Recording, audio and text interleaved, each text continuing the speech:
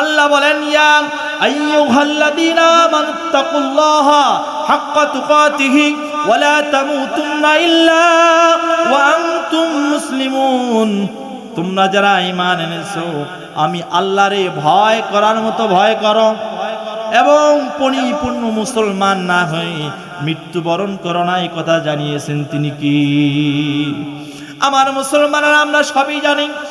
যদি এখন না মানি, মেইন আলোচনার দিকে আমি এখন প্রবেশ করব। খেয়াল করেন, আমার আলোচনার বিষয় হলো সীমালঙ্ঘনকারীদের স্থান কোথায়। মনে আছে আপনাদের? এই এখনো আলোচনায় কি বল যাচ্ছে?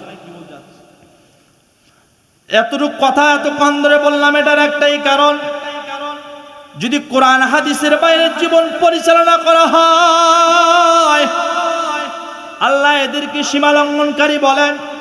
কেমন করে বলেন?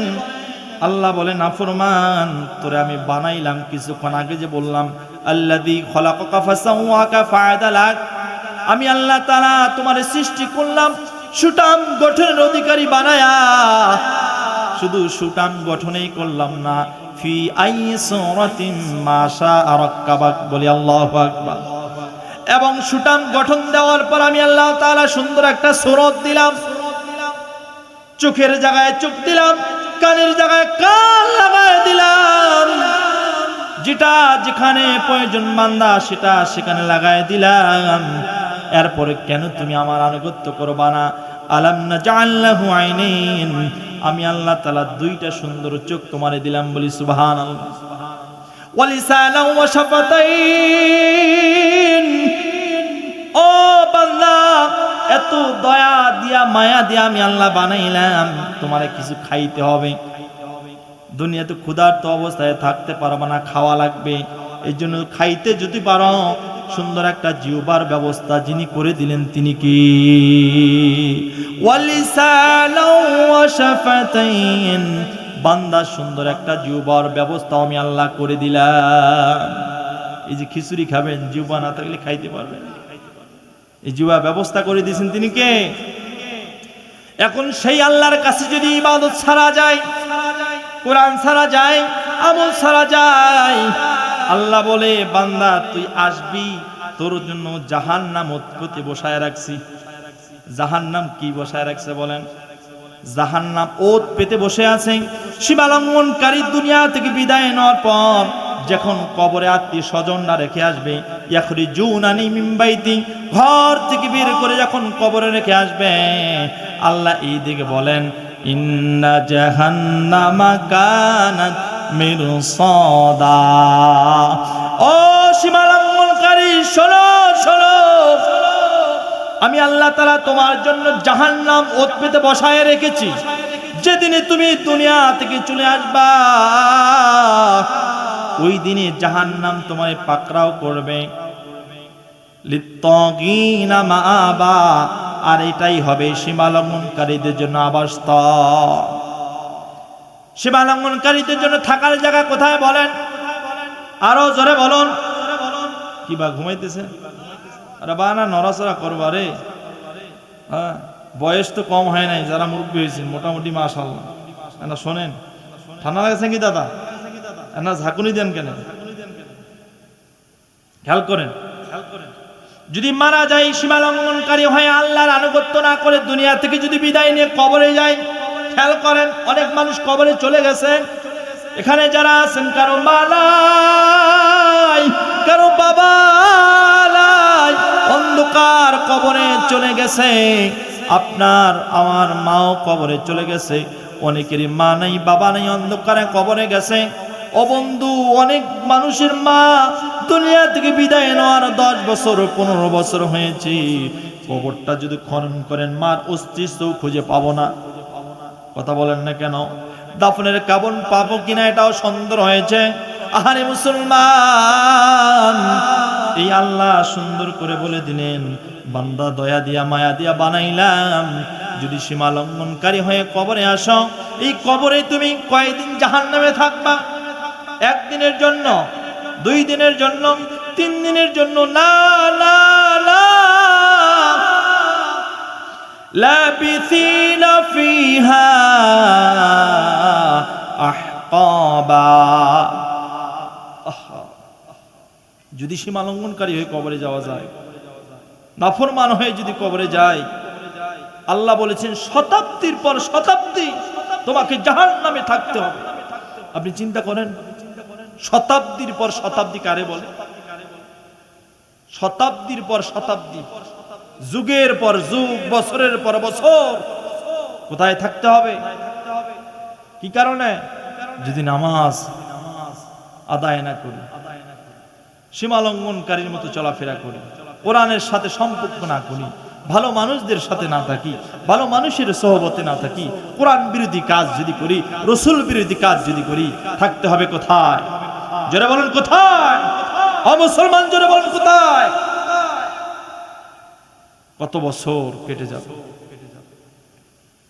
একটা ব্যাখ্যা রয়েছে, ব্যাখ্যাটাও যদি জয়ীবের মধ্যে পড়ে, এক ওয়াক্ত নামাজ ছেড়ে দিলে 2,88,00,000 বছর, জহর পড়লেন না 2,88,00,000 বছর, আসর পড়লেন না 2,88,00,000 বছর, মাগরিব পড়লেন না 2,88,00,000 বছর, ইশা পড়লেন না 2,88,00,000 বছর, ফজর পড়লেন না 2,88,00,000 বছর।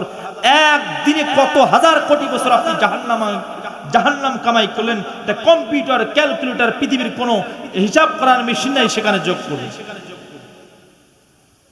আর আপনি বছর কা বছর বয়স হয়েছে, বা এ ভাই যুবক বয়স হয়েছে, মোবাইল, যুবকরা তো এখন খালি মোবাইলের পাগল, নাকি বলেন? যুবক যুবতী শুধু এখন মোবাইলের পাগল, এত আসক্ত হয়েছে, মোবাইলের দ্বারা প্রেম প্রীতি ভালোবাসা তৈরি হয়েছে, ঠিক না বলেন? ওরে হায় মোবাইল ফোন, নোকিয়া স্যামসাং, কি আগুন মনের ভিতর জ্বালাইছে এখন। কথা কন না কেন? আমার নীলফামারীর কথা বুঝবেন ভাই। ওরে হায় মোবাইল ফোন, নোকিয়া স্যামসাং, কি আগুন মনের ভিতর জ্বালাইছে এখন। ওরে বর্তমানে মোবাইল ফোনে সমাজটারে বেশ্যাখানা বানাইছে, প্রেম প্রীতির মেলা জমাইছে। ও ভাই রে, প্রেম প্রীতির মেলা জমাইছে। কথা বলেন। সন্তানকে ফোন দিলেন, সারাদিন খালি সত্যা সত্যি, কথা কয় না। বাবা যদি জিজ্ঞাসা করে বেটা কি করো, এই যে দীপুমণি একটা সুবিধা করে দিয়ে গিয়েছে, অনলাইনে লেখাপড়া করা লাগবে, এটা কে করে দিয়েছে? করোনার সময় সন্তানদের হাতে মোবাইল তুলে দিলেন দীপু আপা, নাকি বলেন? সে এখন কোথায়? আর কথা বলেন না কেন? এরা সবাই কে যে কোথায় পালাইছে কোনো খোঁজ খবর নাই। মানিককে কেউ ধরা বলছিল, ধরা খাইছে রে, ও ধরা পড়ছে রে, বাংলাদেশে বিচারপতি বাম্পার ধরা খাইছে রে। ধরা পড়ে নাই? এই বিচারপতি মানিককা এত দাপট দেখিয়েছিল, পলানোর সময় তাকে ন্যাংটা করতে চেয়েছিল কিন্তু করে নাই। তারপরে কলা পাতার উপর শুয়েছিল। ক্ষমতা, অহংকার, আল্লাহ শিক্ষা দেয় যে তোমরা দেখো অহংকার আল্লাহ পছন্দ করে না। আল্লাহু লা ইউহিব্বু কুল্লা মুখতালিন ফাকুর, আল্লাহ কোন অহংকারীকে পছন্দ করে না, ভালোবাসে না। কথাকার ও এমন ধরা খাইলো, আর শিল্পীরাও এমন সুযোগ পাইলো, বা গান বাড়ি করে চাললো। ও ধরা খাইছে রে, ও ধরা পড়ছে রে, বাংলাদেশে বিচারপতি বাম্পার ধরা খাইছে রে। কথা বল না কেন? কোথায় আমলিক, কোথায় কাদের কাকা, কোথায় আমলিক, কোথায় কাদের কাকা, কোথায় গেল ওই জালিমের গরম গরম কথা। খেলা হবে, খেলা হবে, খেলা হবে বলে কাকা গেল পালাইয়া, হাসিনা পালাইছে দেশটা সারিয়া, সকলের মুখে হাসি আসলো ফিরিয়া। কথা বলেন ঠিক কিনা? আমার ভাইরা খেয়াল করেন, যদি ওই নাফরমানদের সাথে সংসার করেন, বন্ধুত্ব করেন, আনুগত্য করেন, আল্লাহ পাক রব্বুল আলামিন সীমা লঙ্ঘনকারীদের যেই ব্যবস্থা করবেন জাহান্নামে, একদিনের জন্য নয়, 2 দিনের জন্য নয়, শতাব্দীর পর শতাব্দী বছরের পর বছর যখন জাহান্নামে থাকবে, জাহান্নামীরা জাহান্নামে থাকতে থাকতে আল্লাহর কাছে আবদার করবে, আল্লাহ এই জাহান্নামে থাকতে থাকতে জাহান্নামের আগুন আমাদের জ্বালাইতে জ্বালাইতে কলিজা পর্যন্ত সারকার হয়ে যায়। এ বন্ধু, আর বেশিক্ষণ আলোচনা করব না, খেয়াল করেন। জাহান্নামীরা যখন জাহান্নামে থাকবেন, এই জাহান্নামের আগুন দেখুন এই শরীরটা পুড়তে পুড়তে পুড়তে পুড়তে কলিজা পর্যন্ত যখন জাহান্নামের আগুন স্পর্শ করবে, আল্লাহর কাছে আবদার করবে, আল্লাহ আর সহ্য করতে পারি না, বহু বছর ধরে জাহান্নামের মধ্যে আছে, আর আগুন সহ্য হয় না, কলিজা পর্যন্ত পুরো ছাই হয়ে যায়, গলা শুকায়া যায়, গলা শুকায়া যায়। আল্লাহ জাহান্নামে একটু পানির ব্যবস্থা একটু করে দেন না। কারা বলবে? সীমা লঙ্ঘনকারীরা। বলেন কারা বলবে? বাজান ওয়াজ কি বুঝতেছেন? আমি কিন্তু ওই সত্য কথা বলতে কিচ্ছা কাহিনী বলতে পারি না। অনেকে আবার ওই কিচ্ছা কাহিনী খুব পছন্দ করে, কিন্তু আমার একটা অভ্যাস, তো আমি যে কয়দিন ওয়াজের ময়দানে কথা বলতেছি, আমার ওই কোরআন হাদিস থেকে আলোচনা ছাড়া আমি বাইরে আলোচনা করা পছন্দ করি না। ফালতু আমি আলোচনা আপনাকে শুনে আমার কোনো ফায়দা হবে না। কোরআন হাদিসের বাইরে যারা কথা বলে, এদের কথার দ্বারা কোনো তাসির আল্লাহ পাক অন্তরে বসে যায়। এই জন্য একটু ইহতিমামের গুরুত্ব দেন। আল্লাহ পাক রব্বুল আলামিন তাদেরকে বলবেন, ও সীমা লঙ্ঘনকারীরা, আজকে তোমরা এই জাহান্নামের মধ্যে পানি চাইতেছো, পানি, কিন্তু আমি আল্লাহ তাআলা তোমাদের জন্য এমন ব্যবস্থা করেছিলাম, ও বান্দা, এমন ব্যবস্থা আমি আল্লাহ করেছিলাম, সব কিছু দুনিয়াতে নিয়ামত তোমার জন্য আমি রেখে দিয়েছিলাম, কিন্তু তুমি আমার নিয়ামত ভক্ষণ করেছো, আমার আনুগত্য করো নাই, আমার দাসত্ব করো নাই। আজকে এই জাহান্নামে তোমার জন্য ঠান্ডা পানির কোনো ব্যবস্থা নাই। কে বলবে? আল্লাহ বলবে কোনো ঠান্ডা পানির ব্যবস্থা নাই। আল্লাহ দেন, একটু ঠান্ডা পানি দেন। ঠান্ডা পানি দেওয়া হবে না। আল্লাহ বলবে, নাফরমান তোর কি শরণ নাই? কে বলবে? বলেন। আল্লাহ বলে, ও নাফরমান তোর কি শরণ নাই? আমার গোলামি করো নাই, আমার প্রত্যেকটা কথায় হ্যাঁ করে চলেছ, আর মনে করেছ তুমি মরার পর তোমাকে জাহান্নামে যাওয়া লাগবে না, আমি আল্লাহ তাআলা তোমার শাস্তি দিব না। না না বান্দা, কেন আজকে পানি চাও? আমি আল্লাহ তাআলা গরমকালীন সময় আমি আল্লাহ তাআলা টিউবওয়েলের পানি তোমার জন্য ঠান্ডা বানিয়ে দিয়েছিলাম। কথা বলেন, গরমের সময় টিউবওয়েলের পানি ঠান্ডা হয় না, গরম হয়? আরে জোরে বলুন। ও মুসলমান, একটা আওয়াজ দিয়ে বলুন, ঠান্ডা না গরম? গরমের সময় আল্লাহ পাক বান্দার জন্য কোনো কষ্ট না হয়, এই জন্য গরমকালীন সময় বান্দাজন তৃপ্তি মতো পানি পান করতে পারে। ঠান্ডা পানি যখন শরীরের ভিতরে প্রবেশ করবে, শরীরের শিরায় উপশিরায় গরম জিনিসগুলো বেরিয়ে আসবে, আমার বান্দা সুন্দর থাকবে, সুন্দর শরীর নিয়ে সমাজে ঘোরাফেরা করবে, আমার বান্দার অসুখ বিসুখ হবে না। একদাকার আল্লাহ বলে, বান্দা তোমারে বানাইলাম আমি আল্লাহ দয়া দিয়া মায়া দিয়া, আমি আল্লাহ তো তোমার সাথে জুলুম করি না। বলি সুবহানাল্লাহ। আপনার সন্তান যতই খারাপ হোক, আপনি কোনোদিন বাবা হিসাবে সন্তানকে বাড়ি থেকে বের করে দেন? বলেন।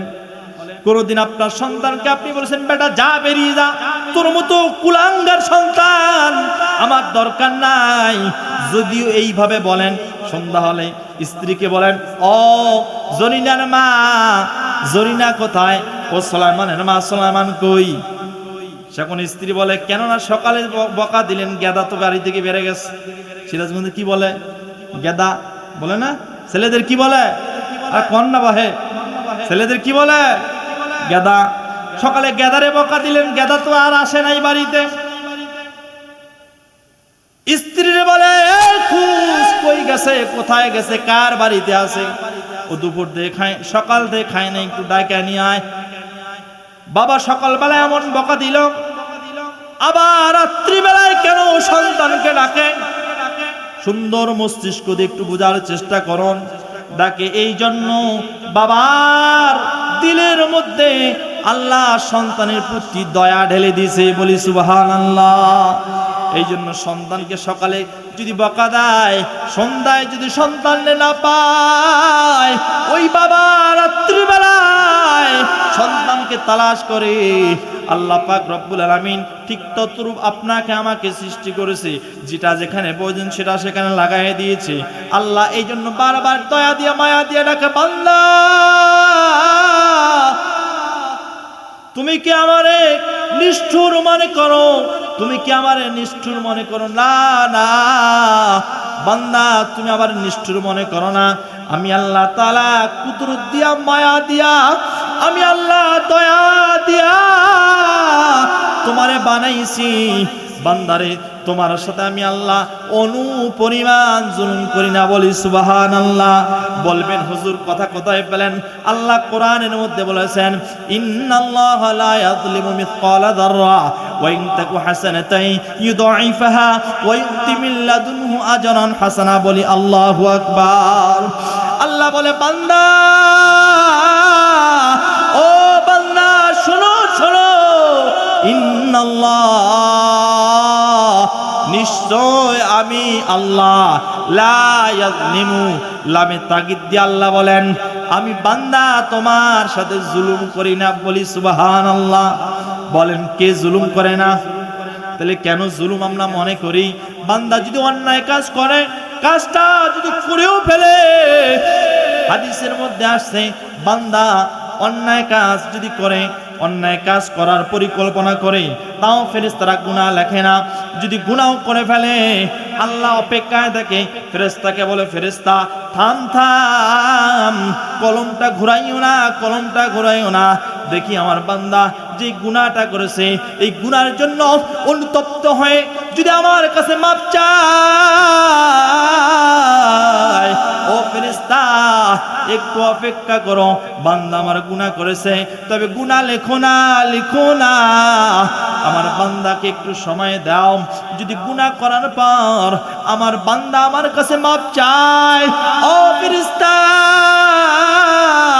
আমি আল্লাহ তারে দয়া দিয়া মায়া দিয়া বানাইছি। আমার বান্দা গুনাহ করার পরে যদি অনুতপ্ত হয়ে আমাকে ভয় করে, ওয়া ইন তাকু হাসানাতান ইউদাইফাহা ওয়া ইউতি মিন লাদুনহু আজরান হাসানা, বলি আল্লাহু আকবার।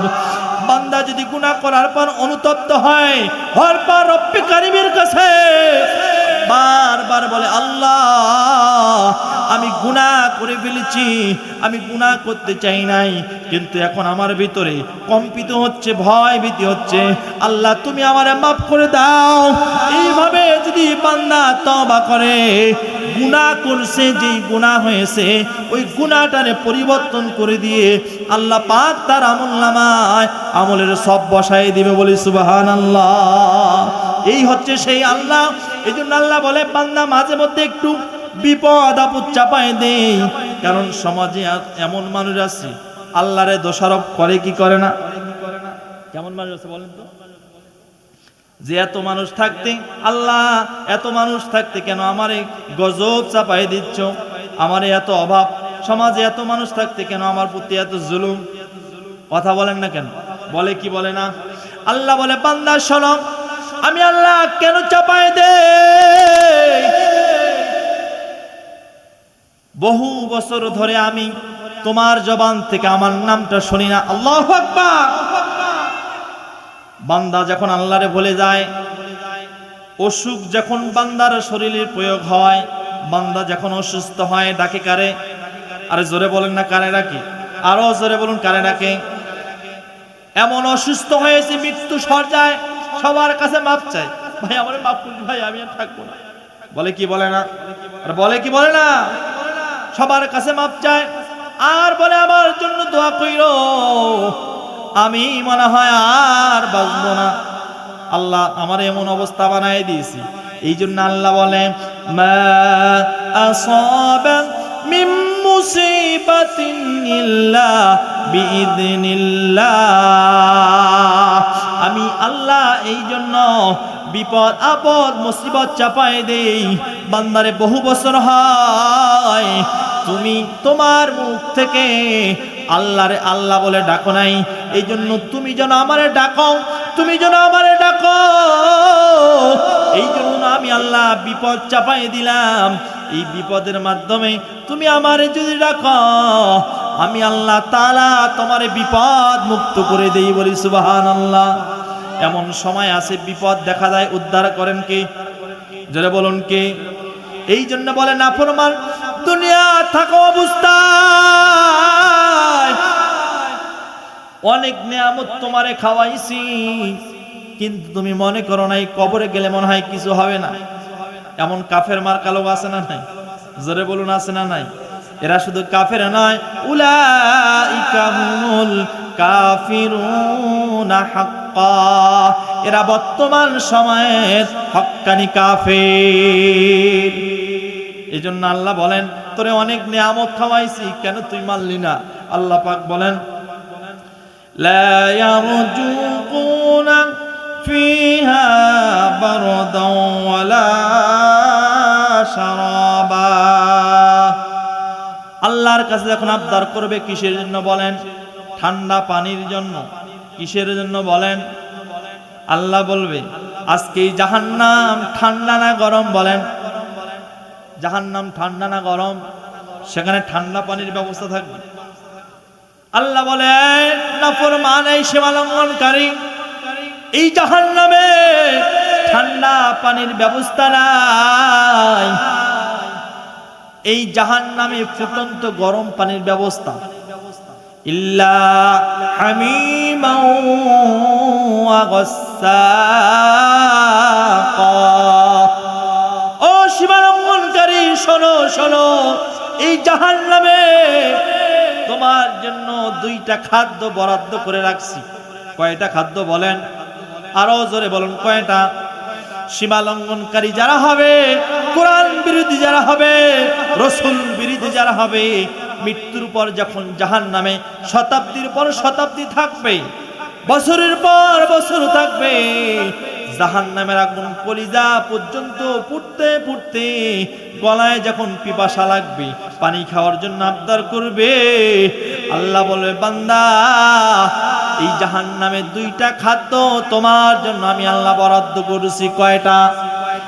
এক নম্বর হলো তুমি চাইলা ঠান্ডা পানি, কিন্তু আমি আল্লাহ তাআলা বরাদ্দ করেছি গরম পানি। মুফাসসির কিরাম বলেন এই গরম পানিটা কেমন গরম পানি হবে? যখন সীমালঙ্ঘনকারীর মুখে গরম পানি দেওয়া হবে, এই গরম পানি যখন গলার মধ্যে চলে যাবে, গলা দেখে দেখুন নাভি স্থল পর্যন্ত চলে আসবে, যেই দিক দিয়ে গরম পানি প্রবেশ করবে ওই দিক দিয়ে নারী বুড়ি কলিজা গুলো গড়ে গড়ে পিছনে রাস্তা দিয়ে বেরিয়ে আসবে। আমার ভাইরা, এই মল জাতীয় জিনিসগুলো আল্লাহ পাক রব্বুল আলামিন আবার ওই সীমালঙ্ঘনকারীদের খাওয়াবেন। ইল্লা হামিমা ওয়া গাসসাকা। এরপর আল্লাহ পাক বলেন এখানে তোমাদের জন্য খাবার আছে। কি আছে বলেন? এক নম্বর খাবার হলো গরম পানি। কি পানি? দুই নম্বর খাবার হলো পুষ। জোরে বলুন কি? যারা জাহান্নামের গরম ফুটন্ত পানি খাইতে চান, যারা জাহান্নামের পুষ খাইতে চান, আজকের থেকে নামাজ পড়ার দরকার নাই, আজকের থেকে মসজিদে যাওয়ার দরকার নাই, কারণ আপনি নামাজি না, আপনি বেনামাজি, মসজিদে যান না, আপনার জন্য এই জাহান্নামে পুষ থাকবে। যারা বেনামাজি কথা বলেন ঠিক কিনা? যারা সীমালঙ্ঘনকারী এদের জন্য আল্লাহ পাক দুইটা খাদ্য বরাদ্দ করেছেন। এক নম্বর হলো ফুটন্ত গরম পানি, দুই নম্বর হলো পুষ।